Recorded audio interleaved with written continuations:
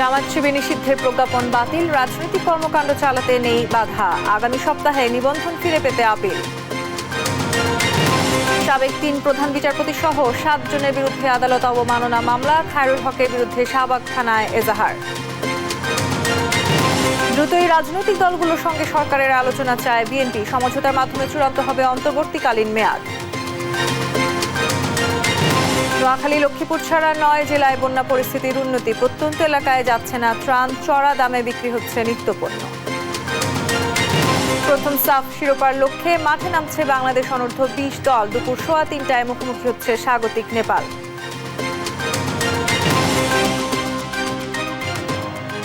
দেখছিলেন শিরোনাম সংবাদ দুপুরে, সঙ্গে আছি আমি তাসনুভা তন্নি। জামায়াতে ইসলামী ও ছাত্র শিবির নিষিদ্ধের প্রজ্ঞাপন বাতিল করেছে সরকার। এ নিয়ে আজই প্রকাশ করা হবে গেজেট। এর ফলে দলটির রাজনীতিতে অংশ নিতে আর কোনো আইনি বাধা থাকছে না বলে জানিয়েছেন জামাতের আইনজীবী শিশির মনির। নির্বাচন কমিশনের নিবন্ধন ফিরে পেতে আগামী সপ্তাহে আপিল করার কথাও জানান তিনি। সাবরিনা মজুমদারের রিপোর্ট। স্বাধীন বাংলাদেশের অভ্যুদয়ের পর বাংলাদেশ জামায়াতে ইসলামী নিষিদ্ধ এবং পরবর্তীতে রাজনীতিতে ফেরা নিয়ে জলঘোলা কম হয়নি। সুবিধা আদায়ে বিভিন্ন সময় জামায়াতকে টানা হয় পাশে। শেখ হাসিনা সরকার পতনের অন্তিম সময়েও বলির পাঠা হয় এ দলটি। নিষিদ্ধ ঘোষণা করে প্রজ্ঞাপন জারি করে শেখ হাসিনা সরকার। হাসিনা সরকার পতনের সাথে জামাত নিষিদ্ধের আদেশ বুধবার প্রত্যাহার করে সরকার। এর ফলে রাজনীতিতে অংশ নিতে আর কোনো আইনি বাধা থাকছে না বলে জানিয়েছেন জামাতের আইনজীবী শিশির মনির। জামায়াতে ইসলামী সেক্রেটারি জেনারেলের স্বাক্ষরিত একটি দরখাস্ত দায়ের করে পুনর্বিবেচনার জন্য। এই দরখাস্তটি 22 আগস্ট 2024 তারিখে দায়ের করা হয়। এই দরখাস্তের প্রেক্ষিতে ডিজিএফআই, এনএসআই এবং এসবির রিপোর্ট তলব করা হয় এবং 3টি এজেন্সি থেকে রিপোর্ট স্বরাষ্ট্র মন্ত্রণালয়ে জমা হয়। এই 3টি এজেন্সি জামাত শিবির সন্ত্রাসী কর্মকাণ্ডের সঙ্গে জড়িত মর্মে যে অভিযোগ করা হয়েছিল, এই মর্মে তদন্ত সাপেক্ষে কোনো সত্যতা খুঁজে পায়নি। তিনি বলেন যে অভিযোগে বাংলাদেশ জামায়াতে ইসলামী ও ইসলামী ছাত্র শিবির নিষিদ্ধ করা হয়েছিল সেটি ভিত্তিহীন। সিনিয়র সেক্রেটারির নেতৃত্বে 3 সদস্য বিশিষ্ট একটি রিভিউ প্যানেল গঠন করা হয়। আইন অনুযায়ী 19 নম্বর ধারার রিকোয়ারমেন্ট মোতাবেক এই রিভিউ প্যানেল গঠন করা হয়। এই রিভিউ প্যানেলে বিষয়টি পুঙ্খানুপুঙ্খভাবে আলোচনা হয় এবং তারাও অতীতের এই অভিযোগের সমর্থনে কোনো তথ্য প্রমাণ খুঁজে পাননি। এরই প্রেক্ষিতে এই বিষয়টি মাননীয় স্বরাষ্ট্র উপদেষ্টার কাছে উপস্থাপন করা হয়। ওনার সই স্বাক্ষরের পরে মাননীয় প্রধান উপদেষ্টা, তার সই স্বাক্ষরের পরে মাননীয় আইন উপদেষ্টার সকল প্রক্রিয়া সম্পন্ন হয়ে এই বিষয়টি সিদ্ধান্ত গৃহীত হয় যে অতীতে যে প্রজ্ঞাপনটি জারি করা হয়েছিল এই প্রজ্ঞাপনটিকে বাতিল ঘোষণা করা হয়। আগামী সপ্তাহে জামায়াতে নিবন্ধন ফিরে পেতে পুনরায় আপিল করা হবে বলেও জানিয়েছেন এই আইনজীবী। প্যানেলের এখানে মন্তব্য আছে যে ভিত্তিহীনভাবে তখন নিষিদ্ধ ঘোষণা করা হয়। আমরা যেটা আগেই বলেছিলাম যে আসলে এটি ছিল অসৎ উদ্দেশ্য প্রণোদিত, কোন রকম আইনি প্রক্রিয়া ফলো না করে হুইমজিক্যালি ইচ্ছাকৃতভাবে যখন তখন যা মনে হয়েছে তখনই তাই করা হয়েছিল। এই বিবেচনায় এই আদেশ আর টিকতে পারে না। সেই জন্যই আমাদের প্রথম পদক্ষেপ হবে নিষিদ্ধের আদেশ বাতিল করা। নিষিদ্ধের আদেশ বাতিল হয়েছে, পরবর্তী পদক্ষেপ হবে আপিল বিভাগে আমাদের আগের মামলাটি পুনরায় শুনানির জন্য দরখাস্ত দায়ের করা এবং সেই আপিল শুনানি করে ন্যায় বিচারের স্বার্থে আমাদের পরবর্তী পদক্ষেপ গ্রহণ করা। এবং ছাত্র জনতার আন্দোলন যখন চূড়ান্ত পর্যায়ে তখন 1 আগস্ট সরকারের নির্বাহী আদেশে সন্ত্রাসী কর্মকাণ্ডে জড়িত থাকার অভিযোগে জামায়াতে ইসলামীকে নিষিদ্ধ করে স্বরাষ্ট্র মন্ত্রণালয়। পরে 22 আগস্ট তা পুনর্বিবেচনার আবেদন করে জামাত। এবং রিভিউ। সাবরিনা মজুমদার, দেশ টিভি, ঢাকা। সাবেক 3 প্রধান বিচারপতি সহ আপিল বিভাগের 7 বিচারপতির বিরুদ্ধে আদালত অবমাননা মামলা করেছেন আইনজীবী ইউনুস আলী আকন্দ। সকালে সুপ্রিম কোর্টে এই তথ্য জানান তিনি। বিচারপতি ওবায়দুল হাসান, বিচারপতি সৈয়দ মাহমুদ হোসেন, বিচারপতি হাসান ফয়েজ সিদ্দিকী, বিচারপতি ইমান আলী, বিচারপতি মির্জা হোসেন হায়দার, বিচারপতি আবু বকর সিদ্দিকী ও বিচারপতি নুরুজ্জামানের বিরুদ্ধে আদালত অবমাননার অভিযোগ আনেন এই আইনজীবী। আগামী রোববার এই নিয়ে শুনানি হতে পারে। ইউনুস আলী আকন্দ অভিযোগ করেন, ক্ষমতা অপব্যবহার করে আইনগত এখতিয়ার বহির্ভূতভাবে অসাংবিধানিকভাবে আদালত অবমাননা আইন 1926 লঙ্ঘন করে কোনো শুনানির সুযোগ না দিয়ে তাকে শাস্তি দেওয়া হয়।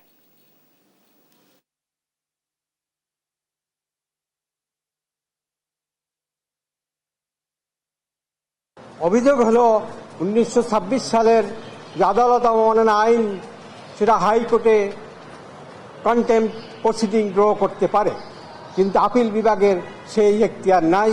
আমাদের সুপ্রিম কোর্টে আপিল বিভাগে হাইকোর্টের যে সমস্ত রায় হয় তার বিরুদ্ধে আপিল হয়। হাইকোর্ট যদি রায় দেয়, সেই রায়ের বিরুদ্ধে আপিল সরাসরি আপিল করা যায়। সচিবালয়ে ব্রিফ করছেন আইন উপদেষ্টা ডক্টর আসিফ নজরুল। আমরা সরাসরি যুক্ত হচ্ছি সেখানে। সন্ত্রাসী কর্মকাণ্ড বলতে চেয়েছে, সেই ন্যারেটিভের পার্ট তো আমরা হতে পারি না। আমরা মনে করি আওয়ামী লীগ কোনো নীতিগত অবস্থান থেকে জামাতকে নিষিদ্ধ করে নাই। আওয়ামী লীগ রাজনৈতিক অপকৌশলের জন্য ছাত্র জনতার বিপ্লবকে নির্মমভাবে দমন করার জন্য এই ইস্যুটাকে এইভাবে ব্যবহার করেছিল। তা আমরা ছাত্র জনতার গণ অভ্যুত্থানে পরাজিত এবং প্রত্যাখ্যাত একটি দলের অন্যায় ন্যারেটিভের পার্ট হতে পারি না। এটাই হচ্ছে আমাদের বক্তব্য। এবং আমাদের স্বরাষ্ট্র মন্ত্রণালয় থেকে তারা পরীক্ষা নিরীক্ষা করে দেখেছে, আওয়ামী লীগের পক্ষ থেকে ছাত্র জনতার গণবিপ্লবকে যেভাবে সন্ত্রাসী কর্মকাণ্ড আখ্যায়িত করা হয়েছিল, জঙ্গি কর্মকাণ্ড আখ্যায়িত করা ছিল, এটার পার্ট হিসাবে জামাতকে নিষিদ্ধ করা হয়েছিল। এই ন্যারেটিভটা সত্যি না, সেটা ছাত্র জনতার বিপ্লব ছিল। ছাত্র জনতার বিপ্লবকে সন্ত্রাসী হিসেবে আখ্যায়িত করা, কর্মকাণ্ড হিসেবে আখ্যায়িত করা, সেটা একদম দলের উপর চাপিয়ে দেওয়া, তাকে নিষিদ্ধ করা, আমরা এই মিথ্যা ন্যারেটিভের পার্ট হতে পারি না। এটা হচ্ছে আমার বক্তব্য।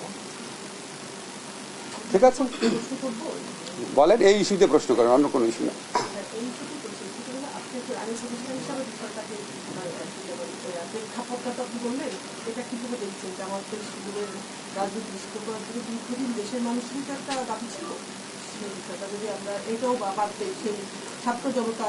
দেশের কোন মানুষের দাবি ছিল?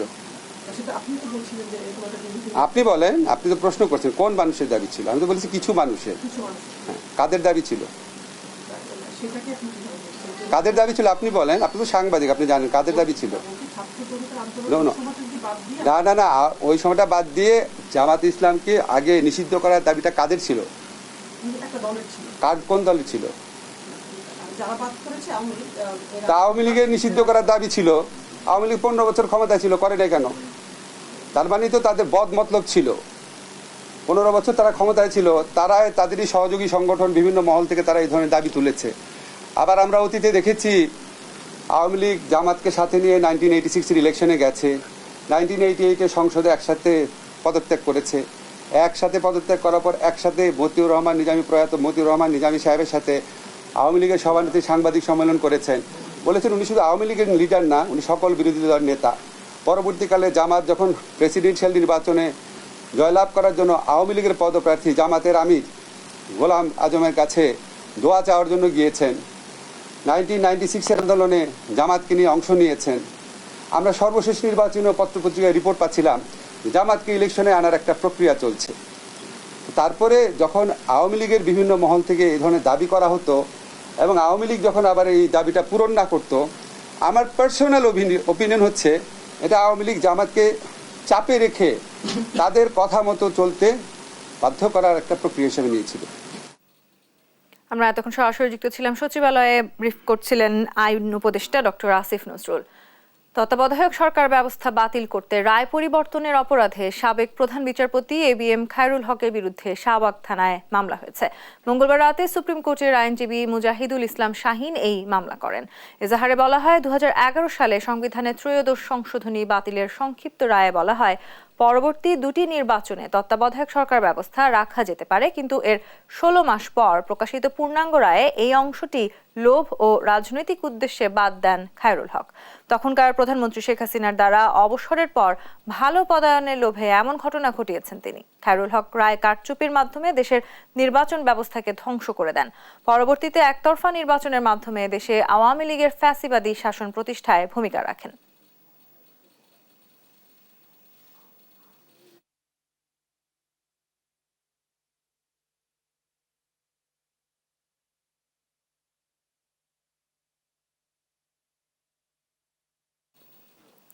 রাষ্ট্র সংস্কারের রাজনৈতিক দলগুলোর সাথে নতুন সরকারের আলোচনায় বসা জরুরি বলে মন্তব্য করেন বিএনপি মহাসচিব মির্জা ফখরুল ইসলাম আলমগীর। বুধবার গুলশানের বিএনপি চেয়ারপারসনের রাজনৈতিক কার্যালয়ে এক সংবাদ সম্মেলনে এই কথা বলেন তিনি। আলোচনা ও সমঝোতার মাধ্যমে অন্তর্বর্তী সরকারের সময়সীমা নির্ধারণের কথাও জানান বিএনপি মহাসচিব।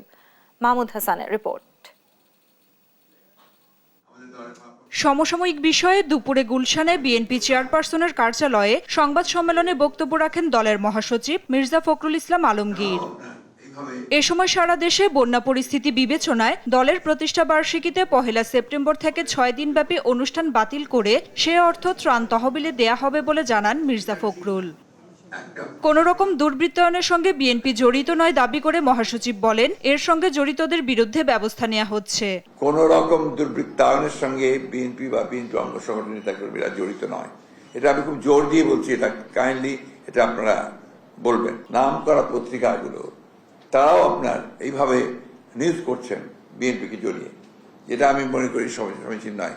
একজন দুজন ব্যক্তি বা কোনো ব্যক্তিরা যদি তারা এ ধরনের কোনো অপকর্ম করে, বিএনপির ব্যানার দিয়ে তো করে না, ব্যক্তিগতভাবে করে যদি করে থাকে, এবং সাথে সাথে এগুলোর বিরুদ্ধে ব্যবস্থা নেওয়া হচ্ছে। রাষ্ট্র সংস্কারে বর্তমান সরকারকে যৌক্তিক সময় দিতে চায় বিএনপি, তবে রাজনৈতিক দলগুলোর সঙ্গে সংলাপ করে সেসব সংস্কার জরুরি বলে মনে করেন তিনি। তাদের দায়িত্ব হচ্ছে সেই দিকে যাওয়া। আমরা সময় লাগবে বিশ্বাস করি, এবং যৌক্তিক সময় অবশ্যই আমরা সেটা কোঅপারেট করতে চাই, সর্বক্ষেত্রে কোঅপারেট করছি। সংবাদ সম্মেলনে স্থায়ী কমিটির সদস্য নজরুল ইসলাম খান বলেন, গেল 15 বছরে সব সেক্টরে ব্যাপক বৈষম্য তৈরি হয়েছে, বাক স্বাধীনতা ফিরে এসেছে, তবে দাবি আদায়ে সবাইকে ধৈর্য ধরার আহ্বান জানান তিনি। কিছু প্রস্তুতিমূলক কাজ আছে, কিছু জরুরি কাজ আছে, সেগুলো নিশ্চয়ই করা লাগবে। নাফিয়া ফারজানা, দেশ টিভি, ঢাকা। বন্যা কবলিত 11 জেলার মধ্যে নোয়াখালী ও লক্ষ্মীপুর ছাড়া বেশিরভাগ এলাকায় পরিস্থিতির উন্নতি হয়েছে, তবে এখনো পানিবন্দী লাখ লাখ মানুষ। অনেকেই আছেন আশ্রয় কেন্দ্রে। দুর্গত এলাকায় দেখা দিয়েছে খাদ্য ও বিশুদ্ধ পানির তীব্র সংকট। এদিকে বন্যার প্রভাবে সরবরাহ সংকটে দুর্গত এলাকায় নিত্যপণ্যের দাম এখন আকাশচুম্বী। সহকর্মীদের পাঠানো তথ্যচিত্রে সালমা জাহানের ডেস্ক রিপোর্ট। গোমতী নদীর পানি কমে বিপদসীমার 3 সেন্টিমিটার নিচ দিয়ে বইছে। এতে কুমিল্লায় কিছুটা উন্নতির পথে বন্যা পরিস্থিতি। এসব এলাকায় বন্যার্তদের ত্রাণ দিতে ছুটছে বিভিন্ন সংগঠন। যে এলাকাগুলোতে এখনো খাবার পৌঁছায় নাই, ওই এলাকাগুলোতে আমরা ত্রাণ পৌঁছানোর চেষ্টা করব। কুমিল্লার 14 উপজেলার 125টি ইউনিয়নে চলছে বন্যা পরিস্থিতি। এখনো পানিবন্দী অন্তত 10 লাখ মানুষ। তাদের মধ্যে 82,000 মানুষ গিয়েছেন আশ্রয় কেন্দ্রে। ছাত্র সমন্বয়কদের সহযোগিতা এবং স্বেচ্ছাসেবী সংগঠন, আইন শৃঙ্খলা রক্ষাকারী বাহিনী সকলকে নিয়ে সমন্বিতভাবে আমাদের ত্রাণ কার্যক্রম পরিচালনা করছে। উজানের ঢলে ব্রাহ্মণবাড়িয়ায় চরম ক্ষতি হয়েছে মৎস্য খাতে। বন্যার পানিতে ভেসে যায় জেলার 886টি পুকুরের মাছ, যার আর্থিক ক্ষতির পরিমাণ প্রায় 19 কোটি টাকা। সব হারিয়ে এখন নিঃস্ব তারা। দোনো পুষ্করণী সহ মিল্লা সম্পূর্ণ মাছ চলে গেছে। আমরা মাছ মনে করে আটকাতে পারি নাই। প্রায় 3 থেকে 4 লক্ষ টাকার মাছ আমার এখান থেকে চলে গেছে। নোয়াখালীতেও কিছুটা কমেছে পানি, তবে এখনো পানিবন্দী কয়েক লাখ মানুষ। জেলায় বন্যার প্রভাব পড়েছে স্থানীয় বাজারগুলোতে। পানিতে তলিয়ে থাকায় বাজারে সরবরাহ সংকটে চড়া বেশিরভাগ পণ্যের দাম। পানি নামছে ফেনীর পরশুরাম, ফুলগাজী ও ছাগলনাইয়া উপজেলার। তবে দুর্ভোগ কমেনি বন্যার্ত মানুষের। এসব এলাকায় পর্যাপ্ত ত্রাণ না পাওয়ার অভিযোগ দুর্গতদের। আমি খুঁজি বিচারি খাই, এখন আমার চলার গতি কিছু নাই, ঘর বাড়ি সব ভাঙিলে চলে গেল। এখন পানি একদম আস্তে আস্তে নামতেছে, যা ঘরে আমরা কোমর পানি। এখন আমরা কোনো খানা ফানা কিছু হয় না, আমরা ফলাঞ্চল বহুত কষ্টের মধ্যে আছি। এদিকে বন্যার কারণে 22 আগস্ট থেকে ফেনীতে বন্ধ রয়েছে সব শিক্ষা প্রতিষ্ঠান। বানভাসীরা আশ্রয় নিয়েছে এসব শিক্ষা প্রতিষ্ঠানে। পানি নামায় কেউ কেউ ফিরতে শুরু করেছেন বাড়িতে। বন্যার পানি নেমে গেছে মৌলভীবাজার সদর, রাজনগর, কুলাউড়া ও কমলগঞ্জে। এতে ফুটে উঠেছে ক্ষতচিহ্ন। জেলায় অন্তত 3.5 লাখ মানুষ ক্ষতিগ্রস্ত হয়েছে। ক্ষতির তালিকায় রয়েছে বসতভিটা, রাস্তাঘাট। সেই সঙ্গে ক্ষতি হয়েছে প্রায় 40,000 হেক্টর রোপা আমন ফসলের। যারা আছে তো এরা তো চলে, আর যারা নাই এরা চলতো কি লাখান, মানে চলার মতো কোনো নাই, ক্ষমতা নাই। খাগড়াছড়ি জেলায় অন্তত 40,000 পরিবার বন্যায় ক্ষতিগ্রস্ত হয়েছে। ভেসে গেছে এখানকার বেশিরভাগ বাড়িঘর। এতে এখন উঁচু স্থানে আসবাবপত্র নিয়ে ঠাঁই নিয়েছেন তারা। জেলায় এ পর্যন্ত 502 মেট্রিক টন খাদ্যশস্য ও নগদ 12.5 লাখ টাকা বিতরণ করা হয়েছে। আমার 2টা ঘর চলে গেছে একদম খালে দিয়া। এই যে এখনো আমরা পানি উঠেছে 2 দিন কিছু খাইতে হবে না, এখনো যে রান্না করতে পারি না। বৃষ্টি না হলে দ্রুত বন্যা পরিস্থিতির উন্নতি হওয়ার আশা সংশ্লিষ্টদের। সালমা জাহান, নিউজ ডেস্ক, দেশ টিভি। এবার কুমিল্লার বন্যা পরিস্থিতির খবর জানাতে সরাসরি যুক্ত হচ্ছেন সহকর্মী সুমন কবির। সুমন, প্রত্যন্ত অঞ্চলগুলোতে ত্রাণ সঠিকভাবে পৌঁছাচ্ছে কিনা সে বিষয়ে জানাবেন। জি তন্নি, আপনি যেটা বলছিলেন আসলে প্রত্যন্ত অঞ্চলে আসলে যে ত্রাণের কথা যেটা বলেছেন, আসলে ত্রাণ ওইভাবে পৌঁছানোর জন্য যেটা করার দরকার ছিল আসলে সেটা হচ্ছে না। আমি একটু বেশি জানিয়ে রাখি, কুমিল্লার প্রতিটি গ্রামে আমরা কম বেশ ঘুরে চেষ্টা করছি গত কয়েকদিন যাবত। আসলে প্রত্যন্ত অঞ্চলে ত্রাণ পৌঁছানোর জন্য আপনার যে নৌকা এবং স্পিডবোট ট্রলার প্রয়োজন ছিল আসলে সেটা অপ্রতুল। সেই কারণে আসলে এই ধরনের ত্রাণ মহাসড়কের আশেপাশে যে আশ্রয়কেন্দ্রগুলো আছে সেখানে আসলে সকলে দিয়ে যায়। তবে আমি একটু কথা বলার চেষ্টা করবো, ত্রাণ হচ্ছে বেশি এখন আতঙ্ক হয়ে উঠেছে। আসলে ডাকাতের উপদ্রব রাত্রে বেড়েছে এবং আপনি একটু কথা বলতে এখন শিখতে, আপনার এলাকা আসলে কি ধরনের অবস্থা একটু জানাবেন। আসলে গণ অভ্যুত্থানের পর থেকে আমরা খিলা, রাজাপুর, এই বাতাবাড়িয়া এই কয়েকটা গ্রাম আমরা ডাকাত আতঙ্কে ভুগতেছি। গত পরশুদিন রাত্র রাজাপুর 3টা নৌকা এবং অস্ত্রশস্ত্র নিয়ে ডাকাতি করার জন্য লোকজন আসছে। হ্যাঁ, মানুষের ধাওয়া কারণে তারা চলে গেছে, কিন্তু কারো ক্ষয়ক্ষতি করতে পারে নাই। তবে আমার ধারণা যতক্ষণ পর্যন্ত এই তারা সাহস পাইছে এই ডাকাতি করার জন্য, তাদের কাছে পর্যাপ্ত পরিমাণে অস্ত্র থাকার কারণে অস্ত্রগুলি, আমার একটা ধারণা তারা হয়তো এই যে অস্ত্রগুলি থানা থেকে লুট হয়েছে ওই অস্ত্রগুলি যত। বন্যার কি অবস্থা এখন আপনার এলাকায়? বন্যা আমাদের এলাকায় প্রচুর পানি। প্রত্যেকটা বাড়িতে যেখানে আমি দাঁড়াই আছি প্রত্যেকটা ঘরে পানি আসছে, কিন্তু রাষ্ট্রীয়ভাবে কোনো এখানে ত্রাণ আসে নাই।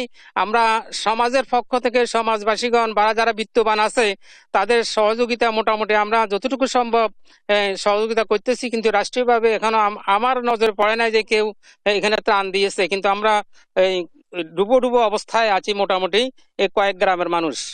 আসলে যেটা বলছিলেন আপনার এলাকাতে আমরা দেখছি, আসলে কি অবস্থা এখন এলাকায়? আসলে বা এলাকার অবস্থাটা যেরকম হচ্ছে, আমরা চলার মতন ওই ক্যাপাসিটিটা নাই। এমনকি আমাদের ওয়াশরুমে বাথরুমে যাইতে অনেক অসুবিধা হইতেছে। এমনকি এই এলাকায় এমনি দেয়, আমাদের এলাকার কিছু ড্রাইভার আছে তারা আমাদের একটু হেল্প করে, তবে বাইরে থেকে কোনো টান এখনো আসে নাই। ঠিক আছে, যদি আসতো তাহলে অবশ্যই খাইয়ে একটু বাঁচতো, তাও তো নাই, ওই পরিস্থিতিটাও নাই, বুঝছেন।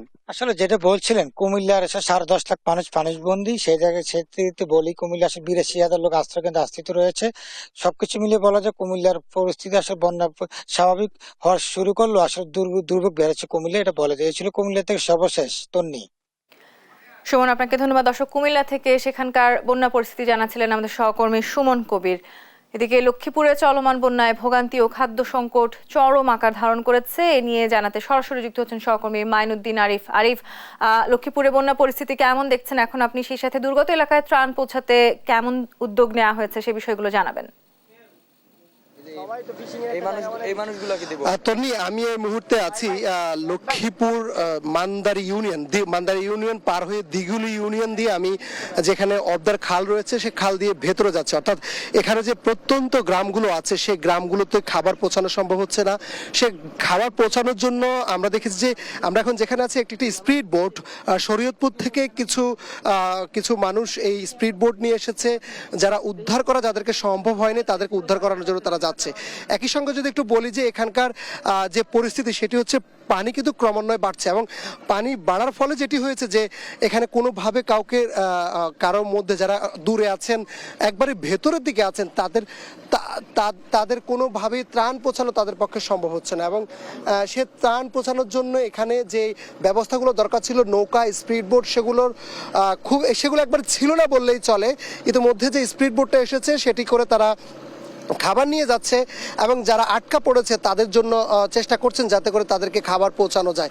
এ খাল দিয়ে পানি নামার কথা রয়েছে এবং এ খাল দিয়ে আবার পানি বেড়েও চলছে, অর্থাৎ কিছু কিছু এখানে যে বাড়িগুলো আছে সেগুলোতে আমরা দেখেছি যে সেগুলোতে পানি খুব একটা উঠে নাই, তবে খালের বাইরে যারা রয়েছে সেগুলো একবারে ডুবে গেছে। আমি যদি একটু দেখাই, প্রত্যেকটি ঘর কিন্তু পানির নিচে রয়েছে, দু একটি উঁচু বিটা ছাড়া সবগুলো পানির নিচে, এবং এই মানুষগুলোর জন্য খাবার আনা এই কয়েকদিন সম্ভব হয়নি। আজকে শুধুমাত্র এই এলাকার ভেতরে ঢোকা সম্ভব হয়েছে, তাই তারা এখন যারা খাবারের জন্য হাহাকার করছিল তাদেরকে যেন খাবার দেওয়া যায় সেজন্যই মূলত তারা ভেতরের দিকে প্রবেশ করেছে। আমরা একটু কথা বলবো এখানে যারা এসেছে তাদের সঙ্গে, তারা আসলে কি, যারা যেহেতু শরীয়তপুর থেকে এসেছে কেমন প্রস্তুতি রয়েছে। ভাই একটু কথা বলি, আপনাদের প্রস্তুতিটা কেমন, বা এখানকার মানুষ তো এখনো ভেতরে ঢুকতে পারেনি, কতটুকু আপনারা যাবেন? আমরা হচ্ছে শরীয়তপুর থেকে একটা টিম আসছি, আমাদের নড়িয়া উপজেলা, সেখান থেকে 2005 ব্যাচের সার্বিক সহযোগিতা এবং আমাদের প্রবাসীদের সার্বিক সহযোগিতায় আমরা পর্যাপ্ত পরিমাণে ত্রাণ নিয়ে দুদিন যাবৎ এই লক্ষ্মীপুর জেলায় অবস্থান করছি। এখন আমরা যারা পায় নাই তাদেরকে খাবার দেওয়ার জন্য আমাদের যতটুকু যাওয়া দরকার আমরা যাব, এবং যারা উদ্ধার হতে চায় আমরা তাদের নিয়ে ব্যাক করবো ইনশাআল্লাহ। আমরা তন্নি কথা বলছিলাম এখানে যারা ছিল আসলে যারা উদ্ধারে এসেছে এবং অন্য যারা ত্রাণ নিয়ে আসছেন এবং উদ্ধারের কাজে আসছেন সবাই এই প্রত্যন্ত অঞ্চলগুলোর ভেতরে যাবেন এমনটি বানবাসীদের চাওয়া, এবং যারা সমাজের বিত্তবান আছে সবাই যেন এই লক্ষ্মীপুরের বানবাসীদের সাথে এগিয়ে আসেন এমনটাই প্রত্যাশা রয়েছে তাদের। তো তন্নি, এই ছিল আমার কাছে লক্ষ্মীপুরের বন্যার সর্বশেষ সংবাদ। আরিফ, আপনাকে ধন্যবাদ। দর্শক, আমাদের সহকর্মী মাইনুদ্দিন আরিফ যুক্ত হয়েছিলেন লক্ষ্মীপুর থেকে, সেখানকার বন্যা পরিস্থিতি জানাচ্ছিলেন। সাম্প্রতিক ভয়াবহ বন্যায় ক্ষতিগ্রস্তদের সাহায্য সহায়তা প্রদানের জন্য আগ্রহী ব্যক্তিরা প্রধান উপদেষ্টা ত্রাণ ও কল্যাণ তহবিলে অর্থ পাঠাতে পারেন। প্রেস উইং থেকে জানানো হয়েছে, প্রধান উপদেষ্টা ত্রাণ ও কল্যাণ তহবিলের অর্থ পাঠাতে সোনালী ব্যাংক কর্পোরেট শাখা ছাড়াও ব্যক্তিগতভাবে উপস্থিত হয়ে প্রধান উপদেষ্টা ত্রাণ তহবিলে চেক, পে অর্ডার, ব্যাংক ড্রাফটের মাধ্যমে সহায়তা প্রদান করা যাবে। প্রধান উপদেষ্টার পক্ষে দুর্যোগ ব্যবস্থাপনা ও ত্রাণ মন্ত্রণালয়ের উপদেষ্টা সরকারি ছুটি ব্যতীত প্রতিদিন বিকেল 3টা থেকে 4টা পর্যন্ত সহায়তা গ্রহণ করবেন। আসছে মৌসুমে সার সংকট এড়াতে প্রয়োজনীয় ব্যবস্থা নিচ্ছে সরকার, জানালেন অর্থ উপদেষ্টা ডক্টর সালেহউদ্দিন আহমেদ। সচিবালয়ে সরকারি ক্রয় সংক্রান্ত উপদেষ্টা কমিটির প্রথম বৈঠক শেষে তিনি জানান, সংকট এড়াতে বিভিন্ন দেশ থেকে 90,000 মেট্রিক টন ইউরিয়া সার কেনার সিদ্ধান্ত হয়েছে। আজকে যে অত্যাবশ্যকীয় জিনিসগুলো ছিল, সার আর মসুর ডাল, যেটা আপনার বলেছিল অন্যগুলো, এগুলো আমরা অনুমোদন দিয়েছি। এগুলো আপনি শীঘ্রই, যত শীঘ্র সম্ভব এগুলো সার সংকটে যদি আমরা অতি দ্রুত তিনটা প্রপোজাল আমরা অনুমোদন করেছি। ছাত্র জনতা হত্যার ঘটনায় শেখ হাসিনার বিরুদ্ধে আরও কয়েকটি মামলা হয়েছে। এসব মামলায় মন্ত্রী, এমপি ও আইনশৃঙ্খলা বাহিনীর সাবেক কর্মকর্তাদের আসামি করা হয়েছে। সিটি ইউনিভার্সিটির শিক্ষার্থী সাজ্জাদ হোসেন সজলকে হত্যার ঘটনায় আশুলিয়া থানায় শেখ হাসিনা, ওবায়দুল কাদের, আসাদুজ্জামান কামাল সহ 23 জনের বিরুদ্ধে হত্যা মামলা করা হয়। এদিকে 8ম শ্রেণীর শিক্ষার্থী আশিকুল ইসলাম হত্যার ঘটনায় খিলগাঁও থানায় শেখ হাসিনা সহ 27 জনের বিরুদ্ধে হত্যা মামলার এজাহার নেয়ার নির্দেশ দিয়েছেন চিফ জুডিশিয়াল ম্যাজিস্ট্রেট আদালত। 19 বছর বয়সী টেক্সটাইলের স্টুডেন্ট সিটি ইউনিভার্সিটির এই ছাত্রটি হত্যাকাণ্ডের শিকার হয়, পুলিশের গুলিতে নিহত হয়। বিজ্ঞ আদালতে তার যে ডেথ সার্টিফিকেট এই উপরন্তু ফিরিস্তি সহকারে দাখিল করলে হুজুর আদালত সন্তুষ্ট হয়ে এই মামলাটি সংশ্লিষ্ট থানাকে এফআইআর হিসেবে গ্রহণ করার জন্য নির্দেশ প্রদান করেন। গেল 16 বছরে আইনশৃঙ্খলা রক্ষা বাহিনীর হাতে গুম হওয়া ব্যক্তিদের সন্ধানে 5 সদস্যের তদন্ত কমিশন গঠন করেছে অন্তর্বর্তীকালীন সরকার। হাইকোর্টের অবসরপ্রাপ্ত বিচারপতি মইনুল ইসলাম চৌধুরীর নেতৃত্বে গঠিত কমিশনের অপর 4 সদস্য হলেন হাইকোর্টের অবসরপ্রাপ্ত অতিরিক্ত বিচারক মোহাম্মদ ফরিদ আহমেদ শিবলি, মানবাধিকার কর্মী নূর খান, ব্র্যাক বিশ্ববিদ্যালয়ের শিক্ষক নাবিলা ইদ্রিস ও মানবাধিকার কর্মী সাজ্জাদ হোসেন। এই কমিশনকে আগামী 45 কার্যদিবসের মধ্যে সরকারের কাছে তদন্ত প্রতিবেদন দাখিল করতে বলা হয়েছে। মন্ত্রিপরিষদ সচিব মোহাম্মদ মাহবুব হোসেন স্বাক্ষরিত এ সংক্রান্ত এক প্রজ্ঞাপনে বলা হয়েছে, 2010 সালের 1 জানুয়ারি থেকে 2024 সালের 5 অগস্ট পর্যন্ত আইনশৃঙ্খলা বাহিনীর হাতে গুম হওয়া ব্যক্তিদের সন্ধানে কাজ করবে এই তদন্ত কমিশন।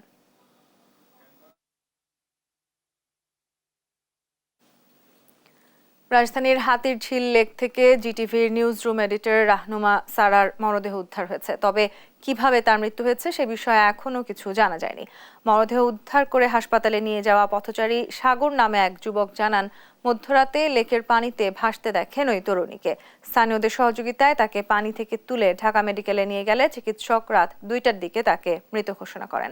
জানা যায়, রাহনুমা থাকেন রাজধানীর কল্যাণপুরে। পারিবারিক সমস্যার কারণে মানসিকভাবে ভেঙে পড়েছিলেন তিনি।